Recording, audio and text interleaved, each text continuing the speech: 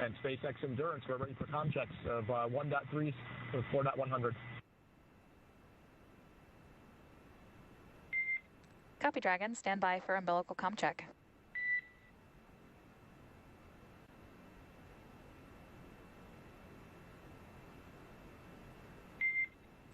Seat 1, Seat 2, Seat 3, Seat 4, comm check. Seat 1 has you loud and clear. Seat 2 has you loud and clear. Seat 3 has you loud and clear. And Seat 4, alles gut, ich verstehe dich laut und deutlich. Super. And core loud and clear as well. Umbilical comm checks complete. Stand by for ground station comm check.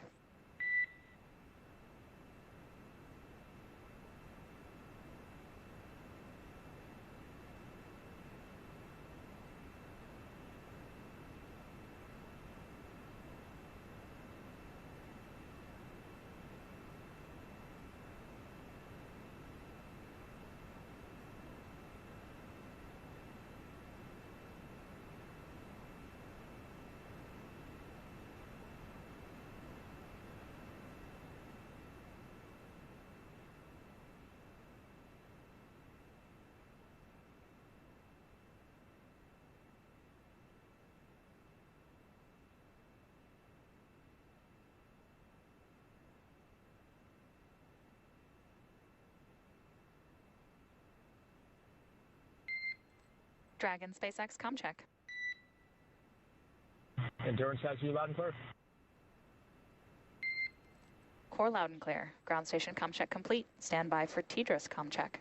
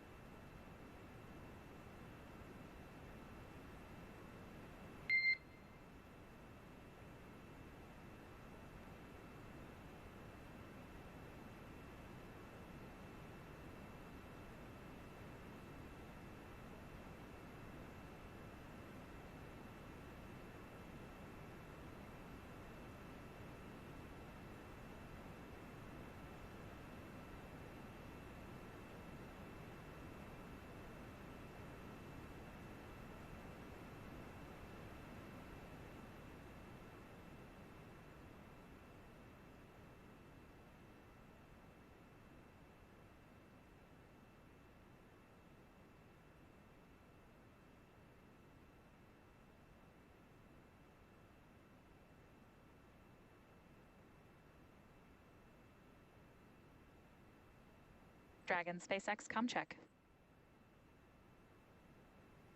Endurance has you loud and clear. Core loud and clear. TDRS comm check complete. Stand by for comm checks with MD and LD in the launch configuration. Dragon, MD on countdown 1, comm check. And MD, Endurance has you loud and clear. MD, loud and clear. Stand by for comm checks on Dragon to ground. Dragon, MD on Dragon to ground, comm check. MD, Endurance loud and clear over Dragon ground. MD, loud and clear. Stand by for comm checks with LD. Dragon, LD on countdown 1, comm check. LD, Endurance has you loud and clear in countdown 1. And Endurance LD, loud and clear. Stand by for comm check over Dragon to ground. Dragon, LD on Dragon to ground, comm check. And LD, Endurance has you loud and clear, Dragon to ground. LD, loud and clear. Dragon SpaceX, launch configuration comm checks complete. Report when ready for seat rotation per section 2 of 4.100.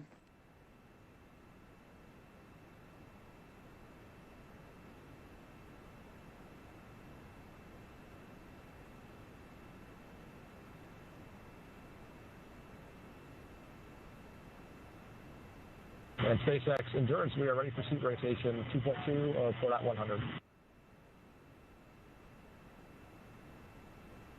Copy, Dragon. We will report when initiating.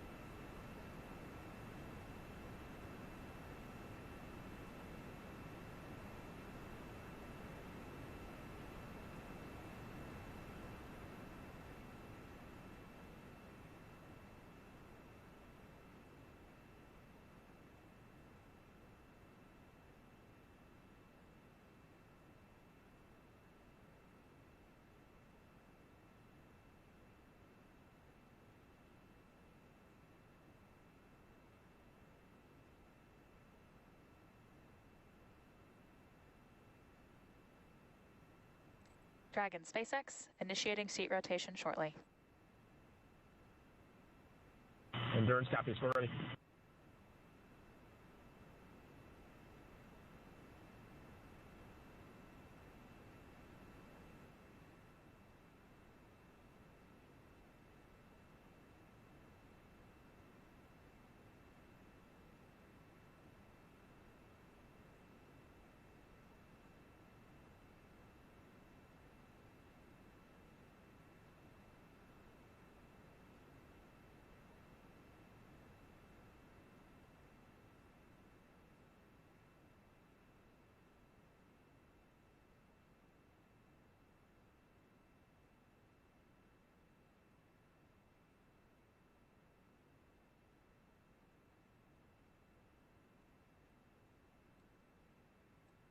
Dragon, seats are in the launch position.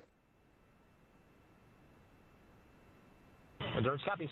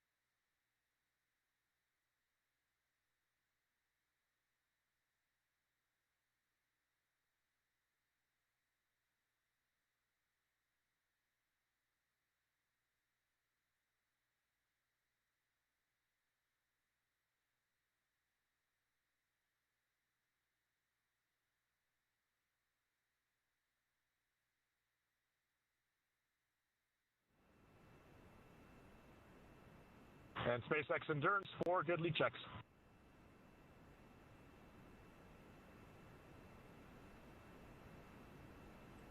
Copy Dragon, we see the same. Closeout team will perform final closeout steps and then egress the capsule. Report when ready for hatch closure.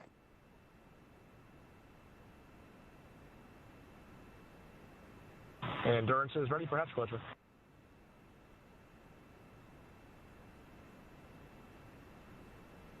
And copy that, Dragon.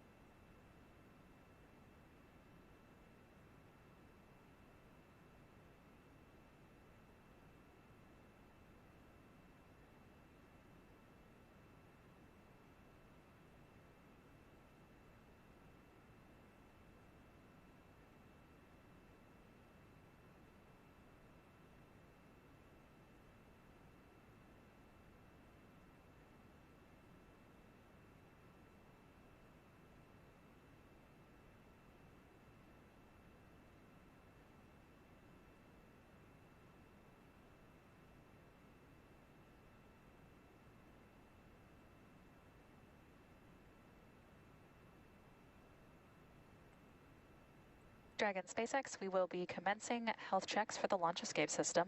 Expect momentary flight computer state change, followed by a transition back to pad hatch closed. Endurance copies.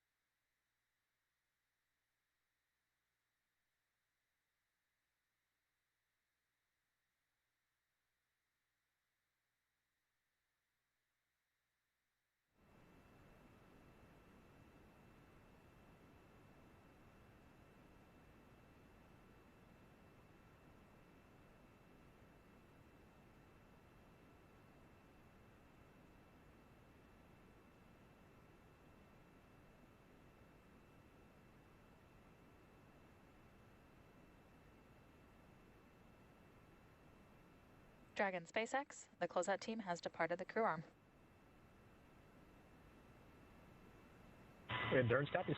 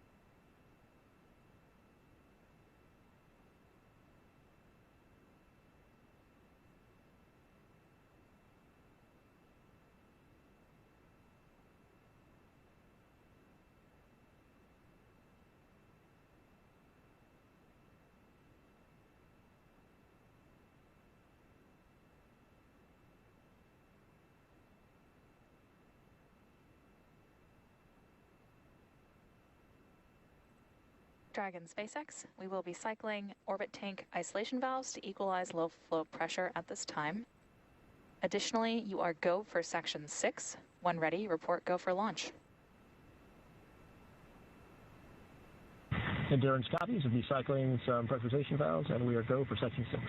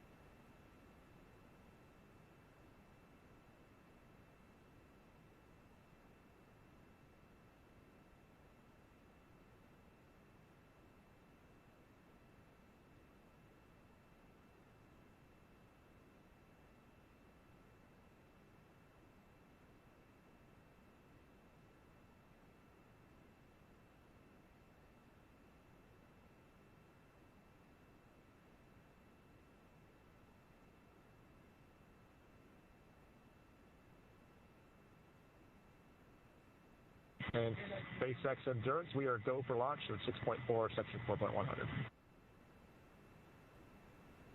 Copy Dragon, you are go for launch.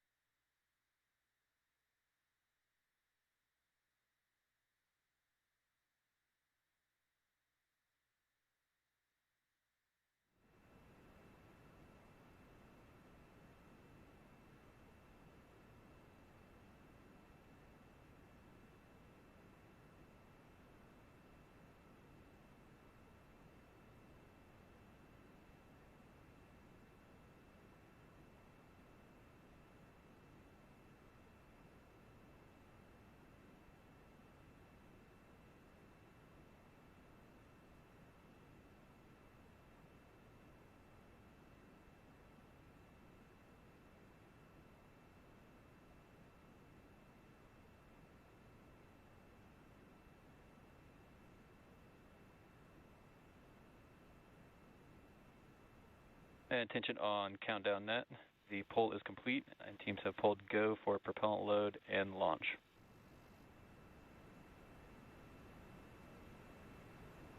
And stand by for hold and launch escape protocol. For non-urgent, no-go conditions, brief the CE or LD, and they will approve aborting the countdown. For urgent issues affecting the safety of the operation, operators shall call hold on the countdown net. Launch control will abort the launch auto sequence immediately and proceed to the launch abort auto sequence. At T-minus 10 seconds, launch control will be hands-off, relying solely on automated abort criteria for the remainder of the count. Operators advise the launch director whether structural breakup or fire is imminent or occurring per Dragon manual escape flight rules. For those in firing room 4 here at KSC, in the event of a fire alarm, operators noted below 56.80 will remain at their post while the alarm is evacuated. In the event that personnel safety is threatened, evacuate to south-facing emergency exit leads directly outside. Launch control at this time, you may proceed with arming the crew arm for movement.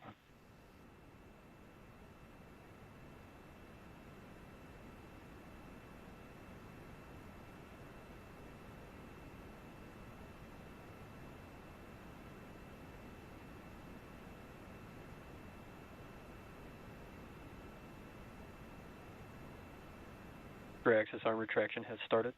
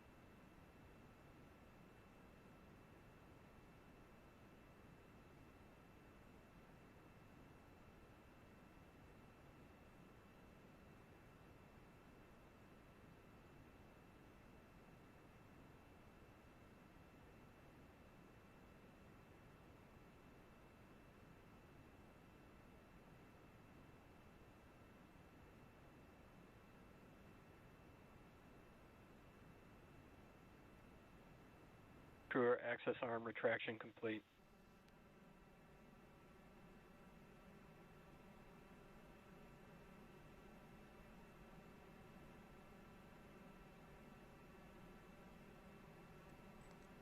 Dragon SpaceX, you are go for section 7 of 4.100. Close visors and arm the launch escape system. Endurance copies, we're go for section 7 of 4.100.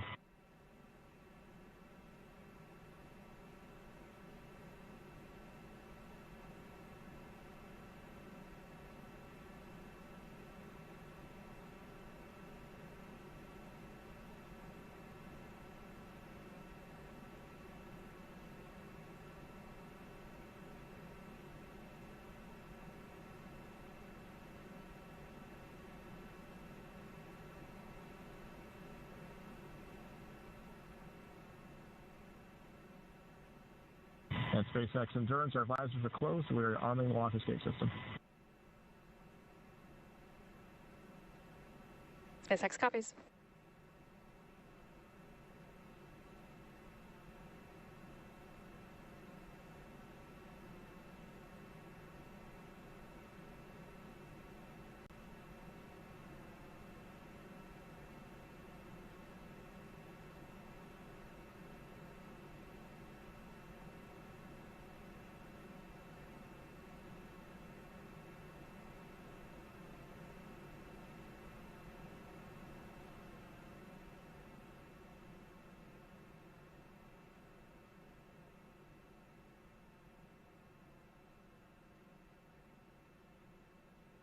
Launch escape system is verified armed.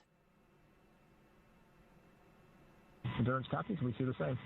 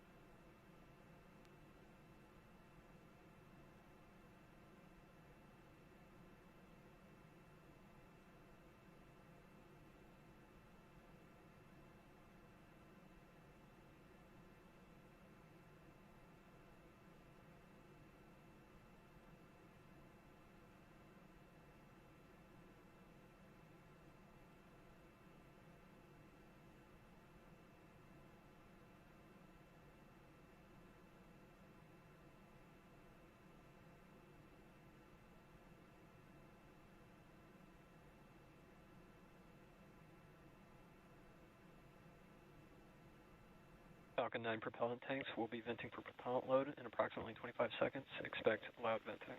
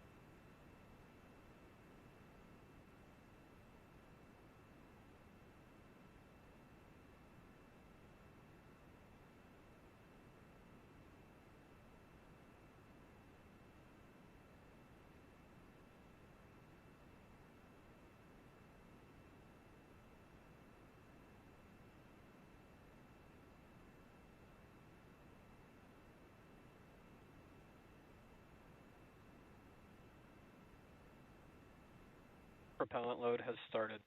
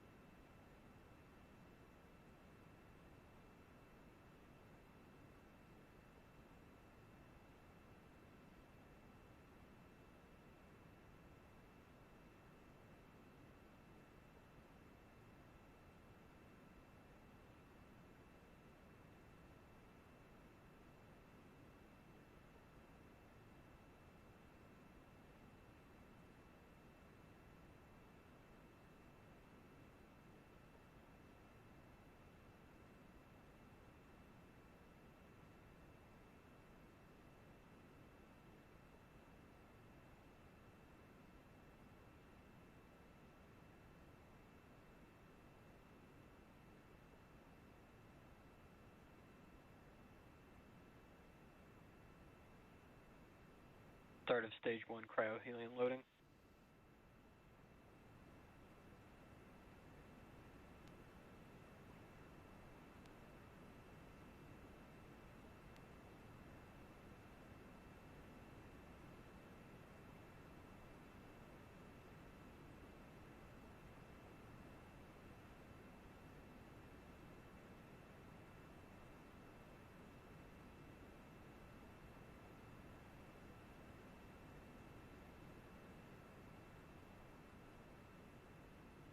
The biggest thing that we're going to be looking for is precipitation, and that's less than 10%.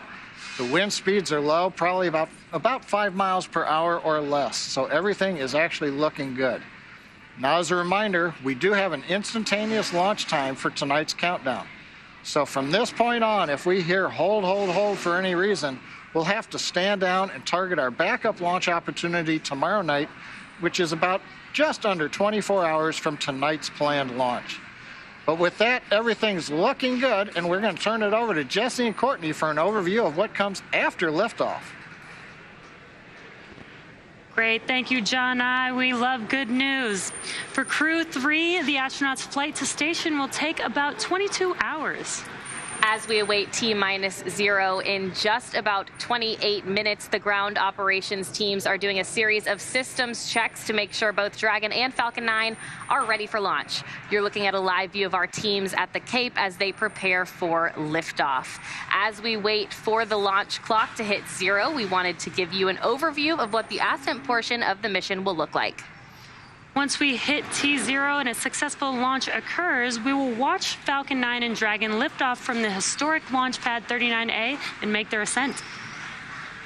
At about 50 seconds into flight, Falcon 9's engines will throttle down to help pass through the period of maximum dynamic pressure on the rocket, or what we typically refer to as max Q. It's worth noting that once we hit max Q, the vehicle will be going supersonic. Now, once we are through the period of maximum dynamic pressure, we can throttle up our 9 Merlin engines again. Now, from there, at about 2.5 minutes into flight, we have a series of 3 events that will happen in rapid succession. First is MECO, or main engine cutoff. This is where all 9 Merlin 1D engines shut off in preparation for stage separation, which is our second event. This is where the first stage detaches from the second stage, with the first stage making its way back to the Earth for landing as the second stage continues on its journey with the third event. SES-1, or second stage engine start number 1, is where the MVAC engine lights up and propels the second stage, along with our Crew-3 astronauts, into orbit. As Stage 2 heads towards its targeted drop-off orbit, Stage 1 will execute 2 burns in order to make its way back to Earth. The first is the entry burn, where 3 of the 9 M1D engines will reignite and then shut down. Now, this helps to slow the stage down in preparation for entry back into the Earth's atmosphere. While the first stage is heading back to Earth, the second stage will cut off its 1 Merlin engine that was ignited right after stage separation. Once that happens, we will wait for confirmation of a good orbital insertion. About 90 seconds after Dragon gets into orbit, Falcon 9 will land back on Earth. The landing burn is just a single engine burn, but it's powerful enough to bring the vehicle's speed down rapidly in order to land on the drone ship at about 9.5 minutes into the mission. And while Falcon 9 first stage is landing, Dragon is preparing to separate from the second stage. At about 3 minutes after the second stage gets into orbit, we should have a great view of Dragon with its 4-person crew drifting away from the second stage. Once Dragon is a short distance away, it will begin checking out its Draco maneuvering thrusters to make sure Dragon continues to increase separation distance from the second stage. It's worth noting that these are not the Super Draco engines that would be used during an abort scenario. About 40 seconds after separation, Dragon's nose cone deploy sequence will begin. It will take roughly 4 minutes for the nose cone hooks to unlatch and open, exposing its guidance navigation controls, or what we call GNC, that will help the Dragon autonomously fly to the space station. And lastly, once the nose cone is deployed, the remaining Draco thrusters on the forward bulkhead will be checked. From there, over the next 22 hours, Dragon will be in its rendezvous and approach phases, undergoing a number of phasing burns as it makes its way to the International Space Station. All that will be coming up soon, but for now, let's check back in with Sandra in Mission Control Houston. Sandra. Thanks, Courtney. The space station team here in Houston is focused, and the critical systems on the station continue to function normally. The teams have verified the command path from the ground up through our constellation of communication satellites to the space station.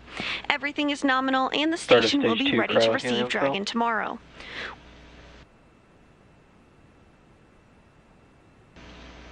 Once the crew arrives at station, they'll join Expedition 66. While on board, their official designation will be flight engineers for most of their expedition.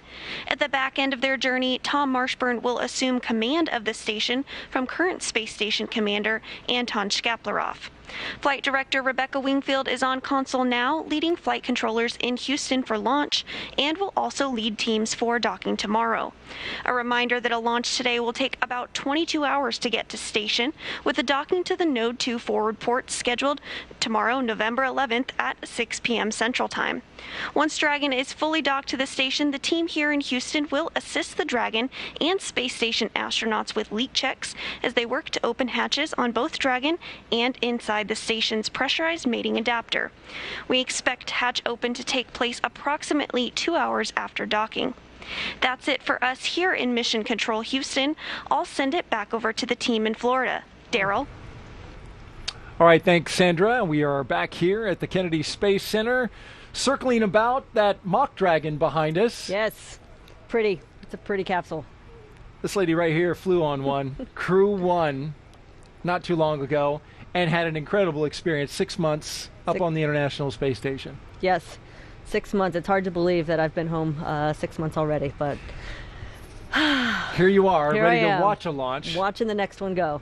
T-minus 23 minutes and counting, and if you're just joining us, we are ready for the third astronaut rotational flight and mission to the International Space Station under NASA's Commercial Crew program. Commander Raja Chari, pilot Tom Marshburn, and mission specialist Kayla Barron. There you see them. They are strapped in along with Matthias Maurer, ready to fly inside Crew Dragon Endurance. We can see them live as well as outside the Falcon 9 rocket. Fueling operation is well underway. The launch escape system is armed, and that means Crew Dragon is prepared to launch itself away from the Falcon 9 rocket in the case of an emergency on the pad or after liftoff. So far, operations look and sound as expected, and we are just counting down to that liftoff at 9:03 p.m. Eastern Time.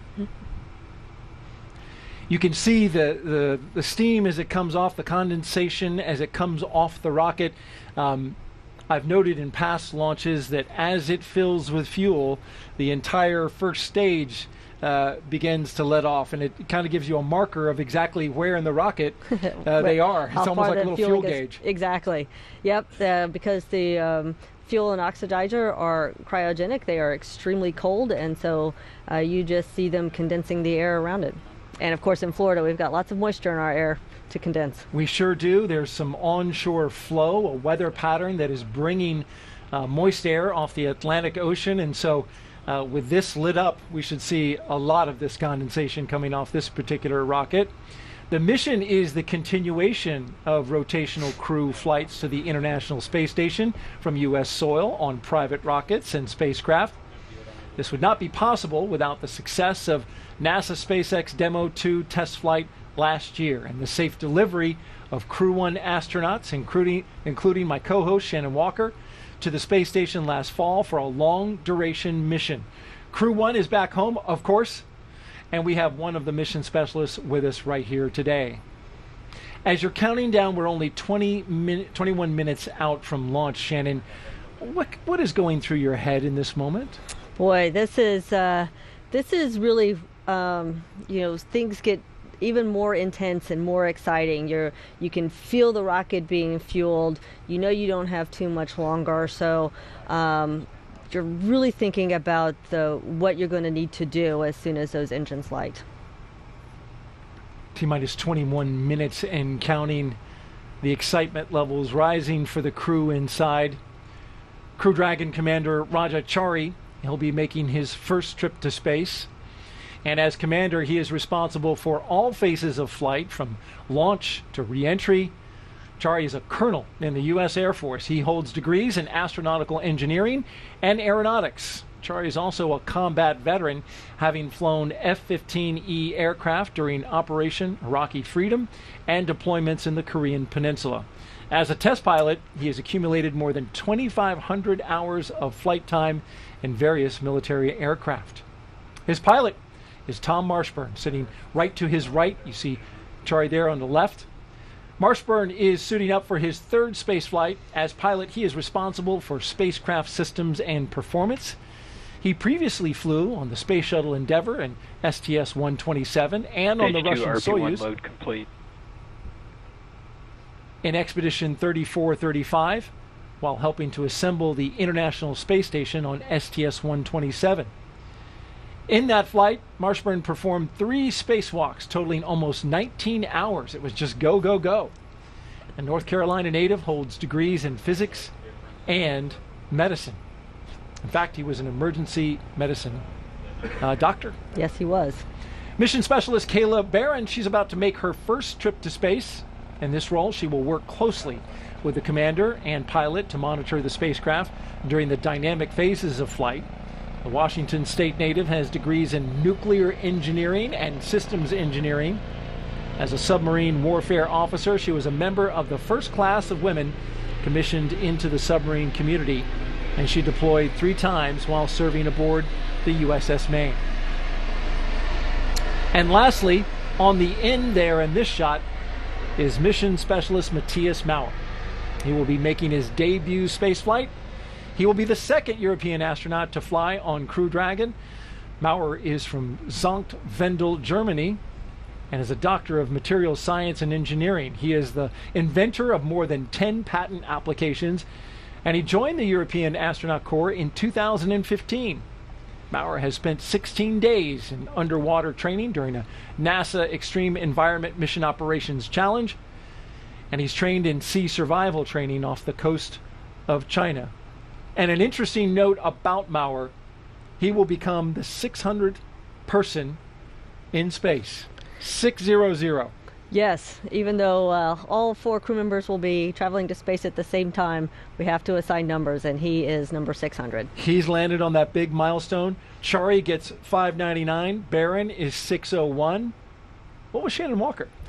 You know, I believe I was number 518, but don't quote me. I could be wrong, but it's in the early 500s. We'll take a look at the NASA history books and yes, we'll figure it out. Each of these 4 crew members will join Expedition 66 once they arrive at the International Space Station, where Anton Shkaplerov is currently commander of the space station. You spent some time as the commander?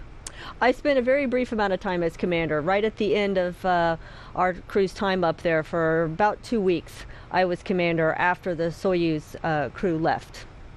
All right. It was short? Sweet. But you were in charge. I was in charge. Sweet. All right, let's go over to OSB2 and check in with Marie Lewis. Marie? All right, thank you, Daryl. I am here with NASA Administrator Bill Nelson. Thank you so much for being here tonight. What a pleasure. What a great evening. Looks like the rain has given us a break. Yeah, it's clearing up. We've got a great view of the pad, and this must bring back quite a few memories from you. You launched from Pad 39A some years ago, and this is your first crew launch here as the NASA Administrator. What has this experience been like for you so far? Well, just to have an opportunity to try to offer some leadership to this fantastic organization that where the impossible is routine, and it's just such a tremendous organization. You know, it's been voted the best place to work in the federal government for the last 9 years straight. Stage 2 so launch load is has it begun. any wonder that everybody's excited all the time? And here's another reason what we're going to do tonight. Absolutely. And you launched on the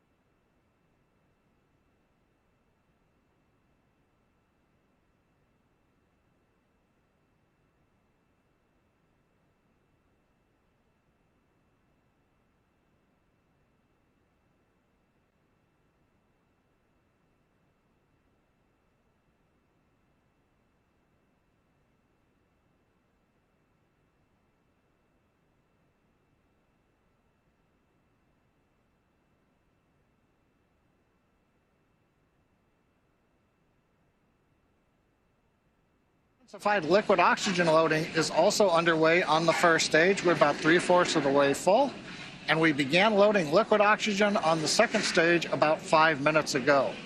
Now, liquid oxygen loading is the last thing to finish. We'll wrap up first stage at T-3 minutes, second stage at T-2 minutes. Coming up, we're going to do final checks of various engine systems. Our thrust vector controllers are going to be moved. We call them TVC wiggles, where we move the engines back and forth slightly.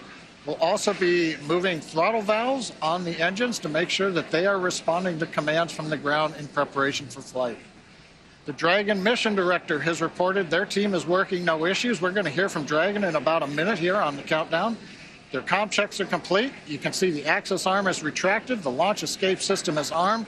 Crew is strapped in and they're ready to go. They'll get their final instructions at T-10 minutes. They'll be told to configure their displays for launch. And that setup will give the crew insight into how the launch is proceeding and provide them constant updates on vehicle health.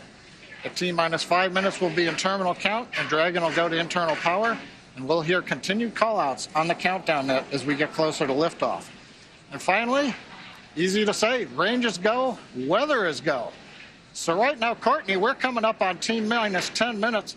One of the things that we'll hear on Dragon flights that we don't hear on other ones is the abort call-outs during the countdown. Can you enlighten us a little bit on what goes on with that?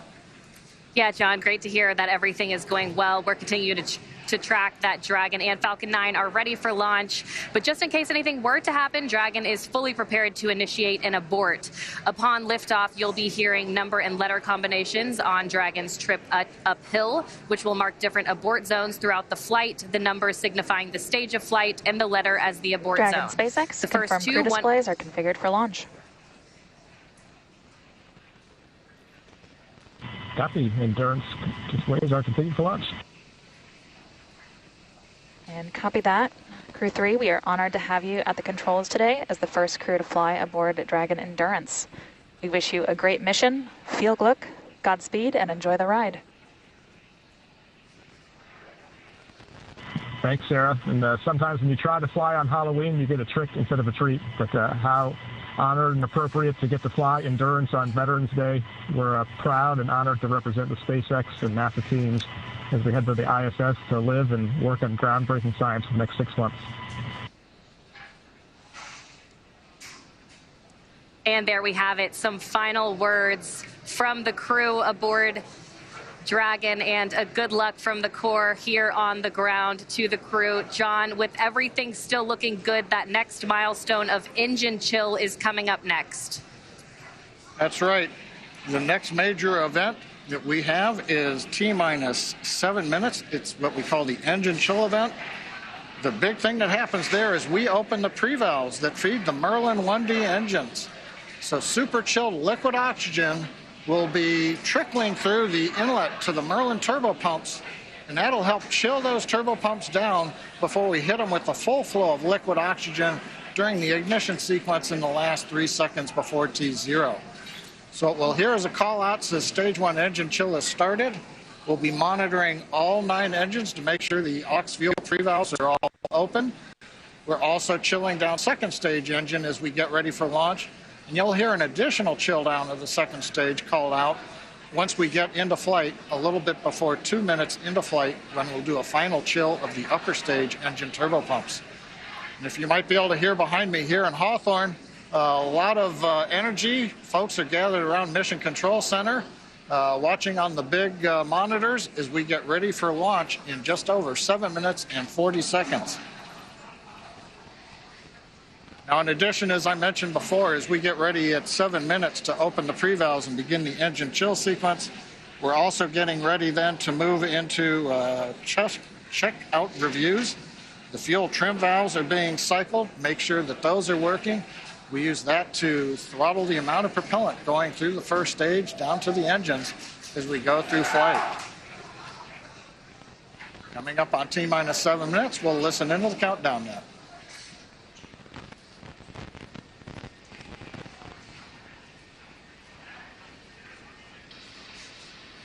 Stage 1 engine chill has begun.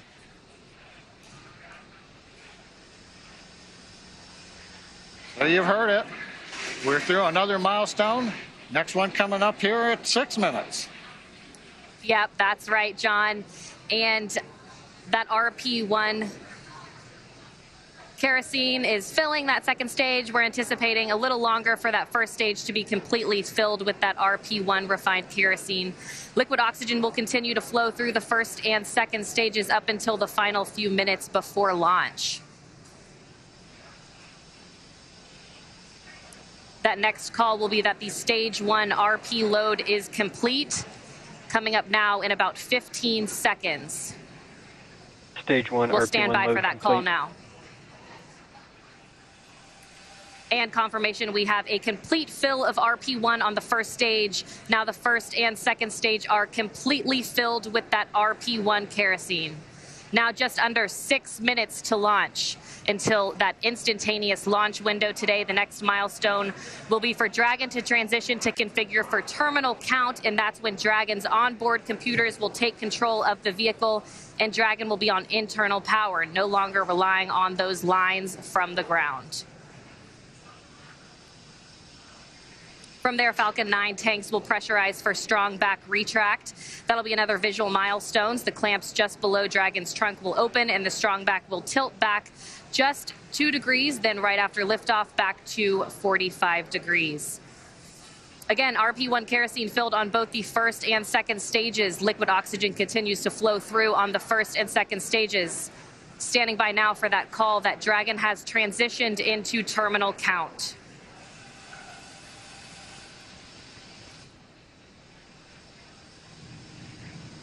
Dragon isn't configured for terminal count.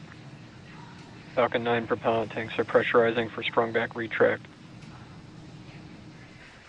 All right, John, some good calls. Dragon is now on internal power, and Falcon 9 propellant tanks are pressurizing for strong back retract. Yes, thanks, Courtney. What we're waiting here now is the call out for strong back is retracting. This will be a 2-step process. First, we'll spend about half a minute opening up the arms that clamp around the second stage. And there's the call out that the sequence has begun. So we'll slowly open up the arms around the second stage. We might get a view if we've got a close-up of the camera.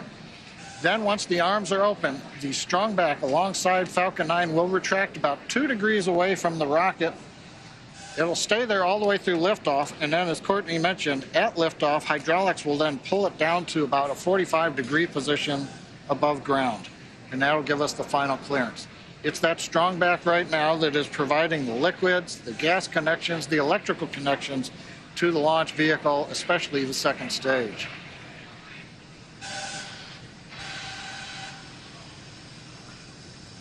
We're hearing some of the venting of the vehicle as we are pressurizing and depressurizing at various steps. As we get ready, you'll see a burst of depressurization there on the second stage.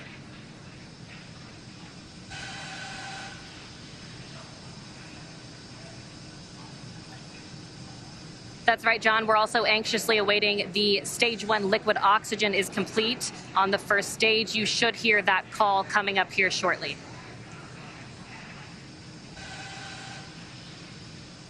Stage 1 LOX load complete.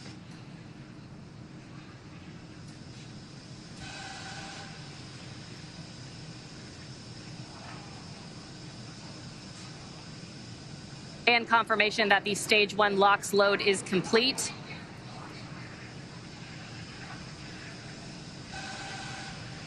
Right now, LOX is going to continue loading on second stage. That'll wrap up at T-minus 2 minutes. Dragon's gone internal power.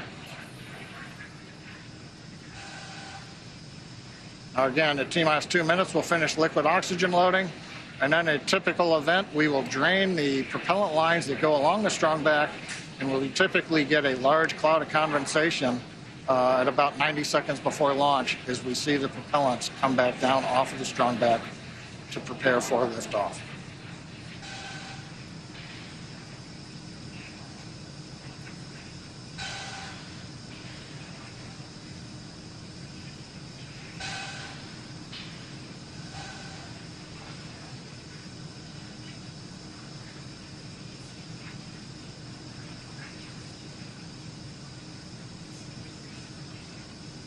Stage 2 LOX load complete.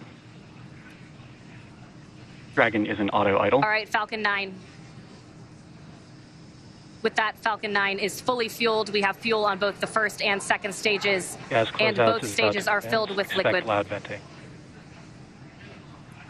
Filled with liquid oxygen. Dragon is also in auto idle. The flight computers on board Dragon maintaining their calculations, standing by for the T-0 mark. That next call out will be that Dragon is in countdown. Standing by now for that call.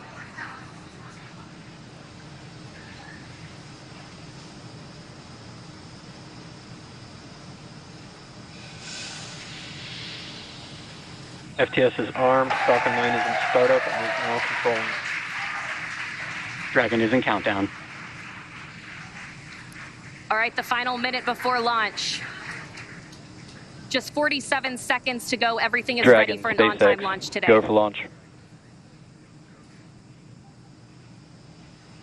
Endurance copies. Go for launch. Ground teams are ready, and Crew-3 is ready for liftoff, heading for that instantaneous launch window.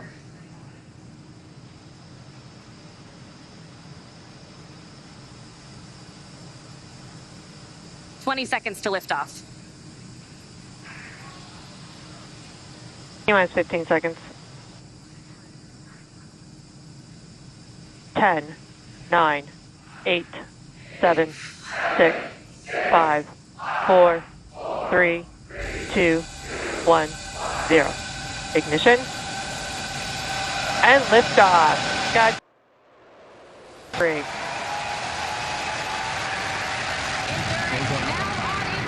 Copy, 1 Alpha. Laboratory in orbit. The International Space Station. Vehicle is pitching downrange. Stage 1 propulsion is nominal. And that's the call we want to hear. Good performance on that first stage so far.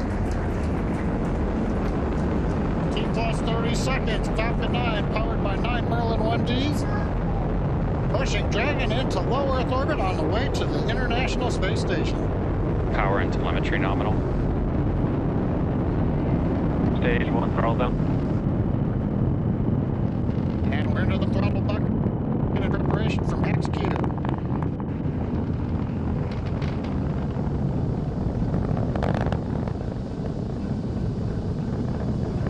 Getting ready to throttle the engines back up.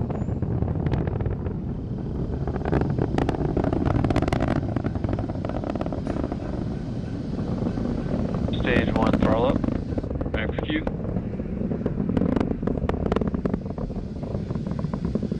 Stage 1 Bravo.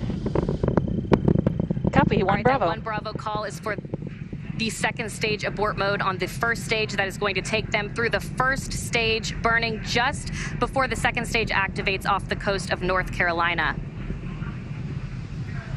That next milestone coming up shortly will be MVAC chill underway.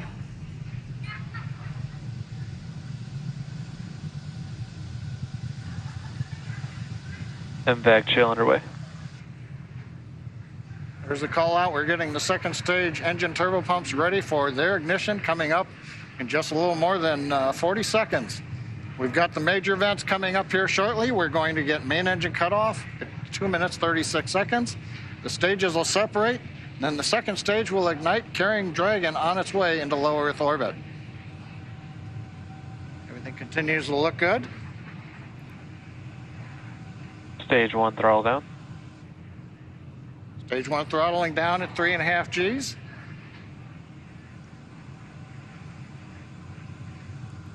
Getting ready for MECO.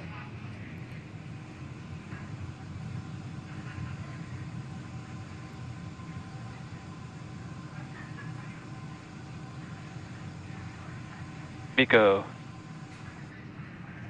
Stage separation. Stage 2 Alpha. Copy, 2 Alpha. All right, we have ignition of the second stage. And you saw that green flash of that T-TEB fluid. And Crew-3 is now on their way to the International Space Station. On the left side, first stage, you can see the titanium grid fins coming out. the streaks of the exhaust of the second stage engine going by, and the lights of Florida down in the background. Acquisition signal. That's right, and on your right, that second stage glowing. With that red color we like to see, indicating everything is proceeding well.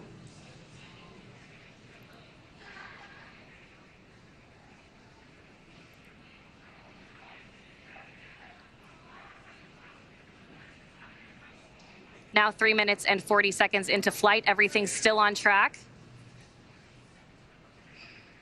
Acquisition of signal, Bermuda. Dragon, SpaceX, trajectory And that nominal.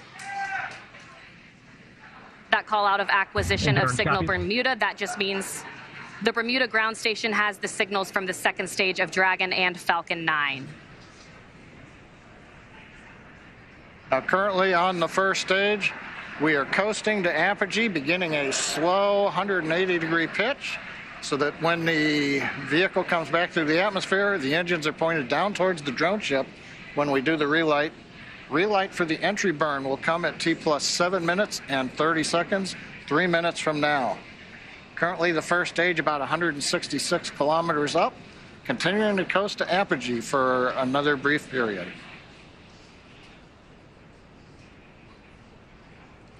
Meanwhile, that second stage still propelling the Crew-3 astronauts up the eastern seaboard, and it will continue to fire. That's about a 6-minute burn to deliver the astronauts into orbit. Dragon, SpaceX, trajectory nominal. Endurance copies. And a good call out from the ground teams.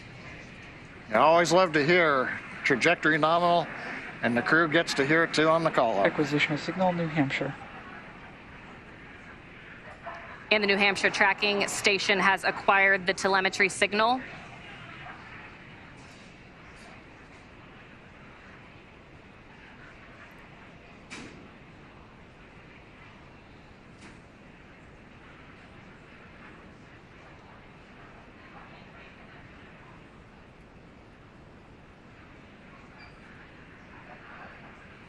Five minutes and 30 seconds into flight today, everything is still proceeding nominal. And Courtney, right now on the second stage, it's such a large amount of propellant. It takes a while for second stage to really accelerate. The crew right now, Dragon, looks like they're SpaceX, pulling about. trajectory nominal. Looks like we're pulling about 1.5 Gs. Yeah, right on cue, those check-ins on the second stage performance. Everything is still looking good on that second stage. The next milestone on the second stage will be SECO. And we're getting our views now from inside of Endurance, our first views of the crew on their way to the International Space Station.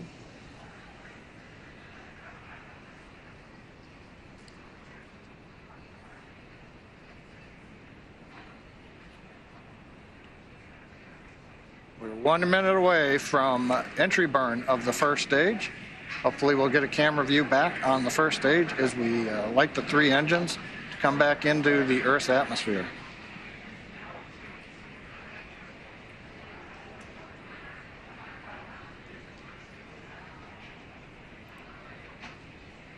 Dragon, SpaceX, trajectory nominal.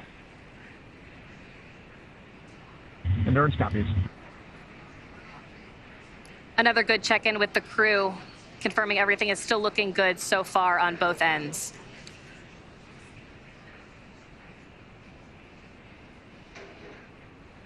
That next milestone coming at 7 minutes and 30 seconds will be entry burn start. Currently waiting for the call out from the SpaceX propulsion responsible engineer that the 3 Merlin 1D engines have lit to begin slowing down the first stage prior to entering the Earth's Stage atmosphere. 2 FTS is safe. Stage 1 entry burn is in startup. We've heard stage 1 entry burn is start up. We've lit the center engine. We've got the 2 side engines, 3 engines running. This is a 27-second burn. This will slow the first stage down. We'll then enter the atmosphere where the grid fins begin to work, and then we will fire the single center engine as we approach the drone ship. Stage 1 entry burn shut down. Confirmation entry burn shutdown. And meanwhile, that second stage is less than a minute away from cutoff.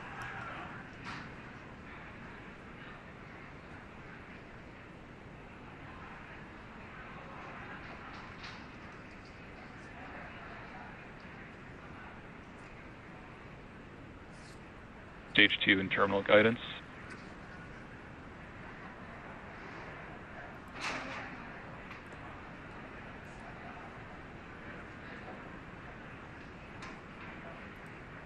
Shannon.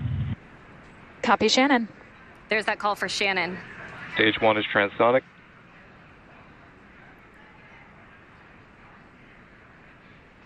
Stage 1 decelerating as we prepare for entry burn, but our attention is right now looking at Stage 2 as we get ready for shutdown.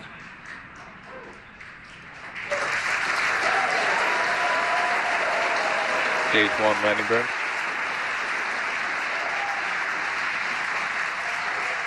Dragon SpaceX, nominal orbit insertion.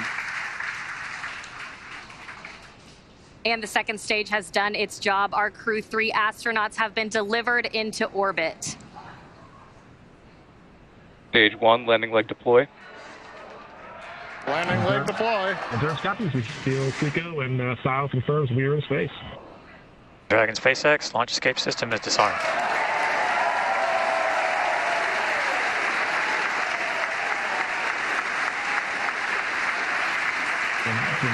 Stage 1, landing is confirmed. And we've heard the call out. Stage 1 landing is confirmed. Loss of signal Cape and acquisition of signal Newfoundland. Some great call outs. That next milestone is spacecraft separation around 12 minutes into flight.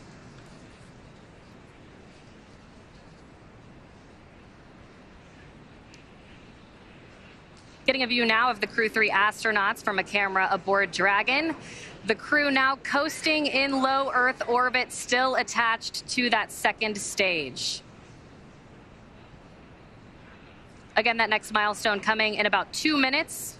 That second stage will separate, and Crew Dragon will be flying free. And Courtney, right now, the Falcon 9 second stage is still attached to the Dragon capsule. When it's time, Dragon will command separation from the Falcon 9 second stage.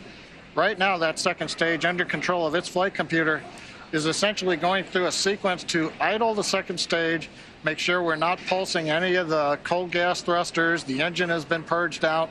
Essentially anything that might cause motion of the second stage, we're making sure that all of that is eliminated so that when Dragon separates, it's got a very stable platform to move away from.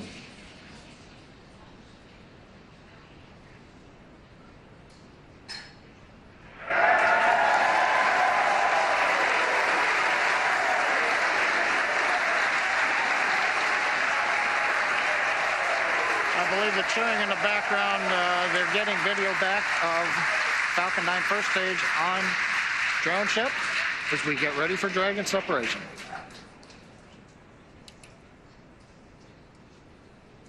That's right, John. Separation coming just 10 seconds from now. Standing by for that call.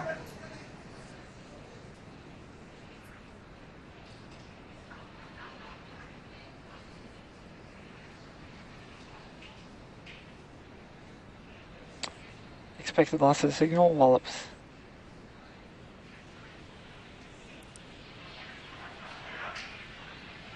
And again, we are standing by. There we go. Dragon separation confirmed. Endurance copies, you say. Dragon, CE, welcome to orbit. Hope you enjoyed the ride from F9. Dragon will take you from here. Safe travels. Stand by for words from LD. And Endurance, LD here. On behalf of the SpaceX launch and recovery teams, it was a pleasure to be part of this mission with you. Enjoy your holidays amongst the stars. We'll be waving as you fly by. Cheers. Wow. Incredible views of the crew now in orbit on their way to the International Space Station. It was a great ride, better than we imagined.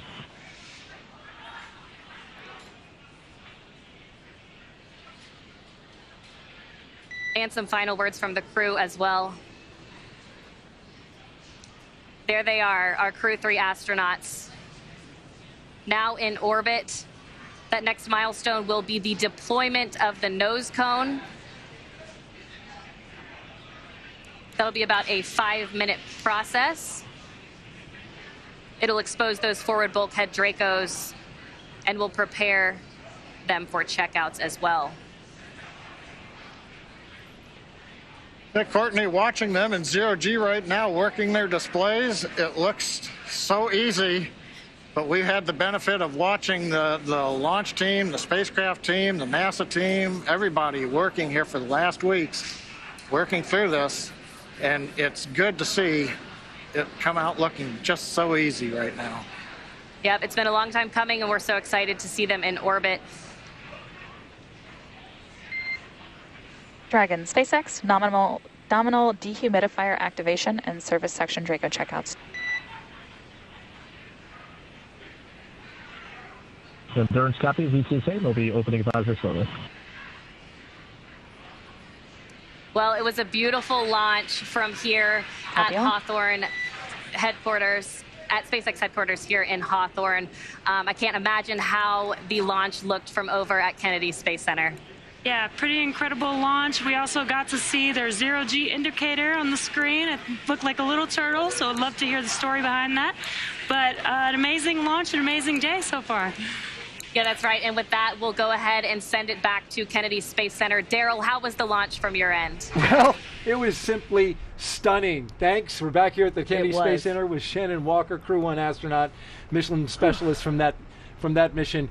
Wow. Wow is right. I mean, it was amazing. It's always so impressive to see a launch live, and what always strikes me is you get to see it and then you hear the sound after it's gone for a few seconds. It's truly amazing. The delay in the sound coming to us, but we're seeing the sights. And when it lifted off, there was that low cloud deck. Yes. So it like lit up the clouds, it lit up the ground. It was one of the most impressive launches I have seen. And that rumble was probably one of the loudest I've heard. I don't know how to explain that. I don't either. I mean, it seemed louder to me than most launches, and it was really rattling this whole setup where we are here. Just a boom, and then we saw the zero-G indicator. Yep. A turtle. A turtle, of course, because there's turtles on board. 2 turtles on board, and of course they had to convince the other 2 astronauts to let them do turtle, right? Right. And apparently they did. I don't know who won that arm wrestle, but I guess it was the turtles. It was the turtles. All right, we're joined now by Frank Davina, ESA's program manager for the International Space Station. Thank you very much for joining us, and congratulations. Yeah, good evening. Yes, indeed, beautiful launch. We have our second astronaut flying on Crew Dragon after Thomas that just returned last night. That was in Cologne. Welcoming him in Cologne after his space mission, and now I'm here to see off Matthias. It's great times for the European Space Agency. What a turnaround that must have been to be in Cologne, there with Thomas, coming back, and literally just days later seeing off one of your ESA astronauts, Matthias Maurer. Yeah, it's a great time for us because we have 2 astronauts back to back, and we will also have Samantha Cristoforetti that will fly in April next year. So for the first time, we will have for 1.5 years permanently ESA astronauts on board of the space station. So it also shows that ESA is really stepping up to the game. We are more and more engaged in the ISS, but also in the lunar program with our NASA colleagues in the Gateway. We will have 3 astronauts flying to the Gateway before the end of this decade. We are doing a new astronaut selection, so exploration is really also taking off in Europe. And how did you enjoy the launch? Were you watching from the 5th floor of the Operations Support Building? No, I was actually in the LCC. Oh, and, wow. So I was able to go outside and go on the staircase on the outside on the fifth floor there or something like that. It's really amazing. Like you said, you see the light and then the sound, and you're really on the stairs there. You feel everything rumbling. So it's a really amazing launch. Now, you 2 are familiar with each other, Shannon Walker and Frank Davina. Yeah. Yep. Explain that. Well, we have a common job, and so American astronauts work with these astronauts, and so we actually go way back. Yeah, we go way back because we were together in training actually. When I was doing my mission in 2009, Shannon was also in training on Soyuz. So That's right. Indeed, we go way back, and we have worked a lot together. So tell me, did you get a chance to talk with Matthias before, in the days leading up to launch? Yes, I talked a couple of times with him, not as much as I would have wanted, because again the launch was a little bit delayed and I had to be back in Europe welcoming Thomas, but I think he's very motivated. Of course, it's his first flight. It's always like this.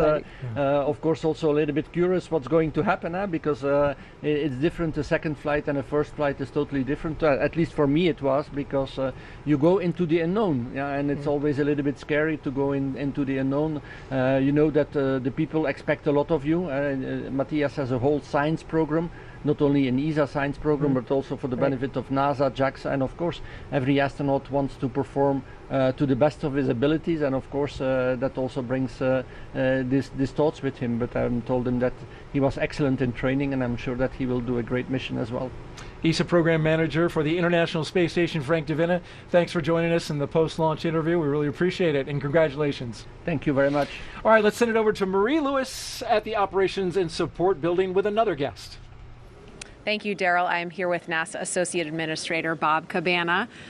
This is your first crew launch officially as Associate Administrator. How was the launch tonight for you? Oh, it was fantastic, Marie. What a beautiful evening for a launch. You know, it's like I tell folks, don't take pictures, experience it. And it was another great experience seeing those four guys take off into space on top of that Falcon 9 on that Dragon. How amazing.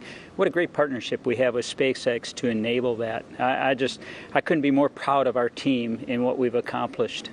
And we now officially have more than 600 people who have been to space. Matthias was number 600, Kayla Barron is number 601.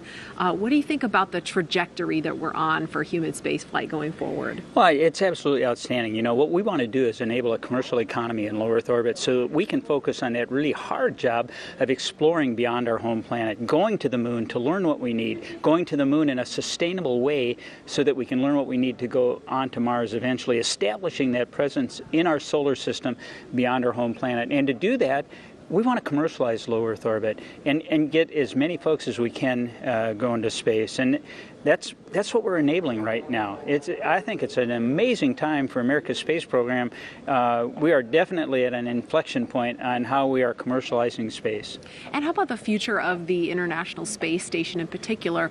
I know that's near and dear to you because you helped build it. I mean, on 4 different space shuttle flights. You were one of the first people to cross the threshold into the space station. You know, I can't believe it's been, almost 23 years since that first mission, that we've had crews on orbit since 2000. I mean, anybody that is 21 years old or younger in the world has never known a time that there weren't humans living in space. So, I think it's so darn outstanding. And what do you want to say finally to the NASA and SpaceX teams that have gotten us here today? We're in this regular cadence of missions, and also to our international partners. Well, first off, I want to say thank you. Thank you for all your dedication and hard work. This is not an easy job. It is a huge challenge to safely get humans to and from low Earth orbit. And the partnership that we have with our international partners, with our commercial crew partners, it has enabled this space economy that we have right now. I can't wait until we get Gateway around the moon. Again, an international partnership as we go back to the moon in a sustainable way. It's absolutely outstanding. So I think the future that we have in space is amazing, absolutely amazing. What a great time to be part of America's space program. Absolutely. Associate Administrator Bob Cabana, thank you so much for joining us. And happy Veterans Day, a little early, and happy Marine Corps birthday. More importantly, yeah, that's right, 246 years young. Happy birthday to all the Marines. And, thank you for everybody's hard work that makes NASA such an awesome place to work, #1 in the federal government. This is an amazing team, and I couldn't be more proud of them. All right. Thank you so much. You bet. Daryl, we'll send it back to you. And Bob, thank you so much. And now you're looking at a view of the first stage of the Falcon 9 rocket, which has landed back on a drone ship out in the middle of the Atlantic Ocean. The view cut out during our live coverage, but now you see it there. It landed, and it was a beauty. It was. That is so amazing that they do that time and time again. It flew CRS-22. It flew Crew-3, and it'll fly again. Yes, it will. Now, just a quick update on the launch operations. The nose cone from the Dragon has deployed off of it. Yep. And so that allows it to dock. So absolutely, that's one of the key milestones, getting that nose cone open. You've got some engines underneath the nose cone, and of course the docking apparatus that allow it to dock to space station. That's ready to go, and now the astronauts will prepare for their 22-hour, roughly, journey to the International Space Station. They will. They'll probably have a snack and then get some sleep. All right. In the meantime, how about we do a social question? Oh, great. One last one for Shannon it. Walker here at the Crew-3 launch broadcast. Let's take a look, and here we go. Hi, NASA. I'm talking here from Brazil, and would you like to know, they would like to know, how it feels to observe all the beauty of the planet from above. Your view when you were looking back at Earth. You know, it's really, really hard to put into words, but when you first get into space and you can look out and you see the curvature of the Earth and you see the land masses and the oceans and the clouds, it's a lot to take in. But it's truly amazing what you can see from up there. And as a NASA Administrator Bill Nelson said before, it really makes you feel like you want to be a good steward of the Earth, because from above you can see how fragile everything is. Absolutely. And now Raja, Tom, Kayla, and Matthias are going to see that view. Yep. 3 rookies on board as they go on their way to arrive at the International Space Station around 7 p.m. Eastern Time tomorrow. And we are going to stay on the air for continuous live coverage along their entire ride to station through our coverage here at Kennedy Space Center. It's going to conclude. We'll turn it over to teams in Hawthorne and Houston to take us through the next phases of the Crew-3 mission, all the way through hatch opening, and then, of course, the welcome ceremony for the crew. Shannon, I've watched those ceremonies on TV, but you've actually done it. There's a lot of like air hugs in space. A lot of hugs in space. It's really nice to greet a new crew coming on board and seeing your friends coming across the hatch. It's special. And for those of you watching online on YouTube, take a look at the description below. You will find a new link for the Crew-3 Coast Phase. That live coverage will continue at that location in just a bit. If you're watching on NASA TV, you won't notice a thing. Coverage will continue. And also, we want to let you know that there is a post-launch news conference. It is scheduled for 10 p.m. Eastern Time right here on NASA TV. Again, a post-launch news conference scheduled for 10 p.m. It will be on a teleconference, I'm hearing, not on NASA TV, but you can go to NASA Go Live. You'll find it there. And you can find mission updates on Twitter along the way, at NASA, at SpaceX, and on the web at nasa.gov. And before we sign off, of course, I want to thank astronaut Shannon Walker for being here. Thank you so much. It was such a joy to have you here, answering questions, giving your insight, and watching the launch with you. Thank you very much. It was my treat and my pleasure to be here. Make sure you come back soon and watch another one. I will do it. All right. Huge thanks also to all of our guests for joining us today, and thank you all for watching. We're going to leave you now with highlights from the journey to orbit off Earth for the Earth. I'm Daryl Nail for Shannon Walker. Good night, everyone, and keep looking up. And there's a wide shot of the room with the 4 Crew-3 astronauts. We have Commander Raja Chari, Pilot Thomas Marshburn, Mission Specialist Kayla Barrett, Matthias Maurer.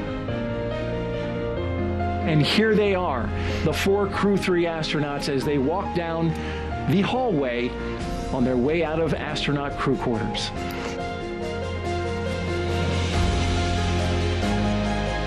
And here they are, indeed, the Crew-3 astronauts taking their first steps outside before their journey to space.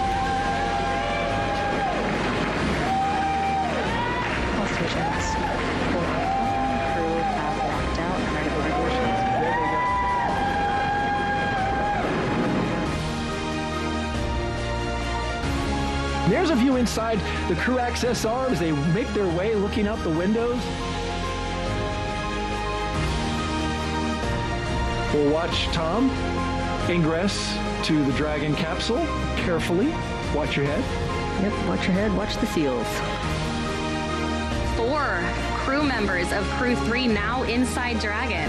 And you can see the suit techs are there helping them get strapped in. Initial comm checks are now complete. Next up will be seat rotation. As you can see, the hatch being closed right there.